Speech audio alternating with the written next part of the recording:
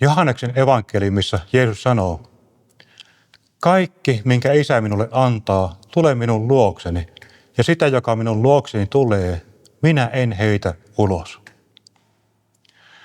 Jeesuksen sanat avautuvat täyteen merkityksensä Golgatan ristin valossa. Ristillä Jumalan rakkaus tulee näkyväksi tavalla, joka koskettaa suoraan syntistä ihmistä.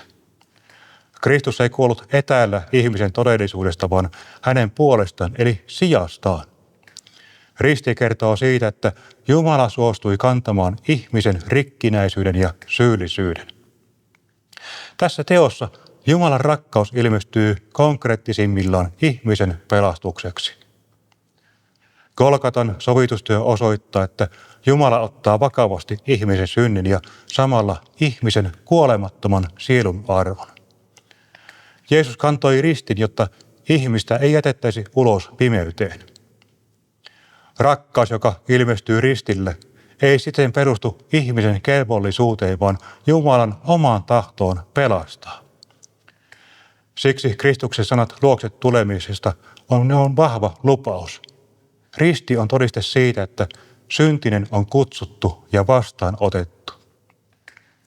Jeesuksen lupaus hylkäämättömyydestä puhuttelee ihmistä, joka pelkää torjutuksi tulemista Jumalan edessä.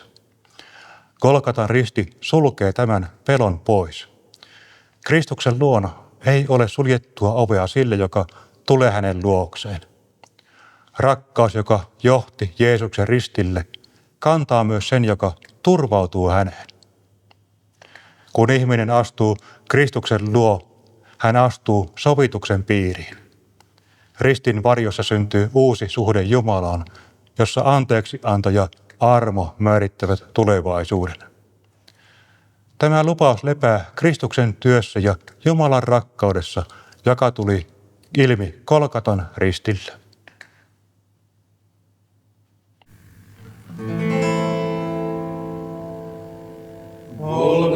Golgatalle saavuin synteineni, sinne painoi tyhjyys maailmaan. Rauhatonna nurjinta koineni, kunnes kuulin tiestä Golgataan. Golgatalle kuului ääni hellää, siellä leuteen katseen kohtasin. Siellä aino turva syntisellä, sinne itkien mä uskalsin. Siellä nähdä sain sun rakkautesi, kipujen ja kärsimysten mies. Armo virta puhtaksi mun vesi, kirkos kantamani synnin ies. Totisesti kannoin sairauteni, voimatonna väistyi kestäskyy.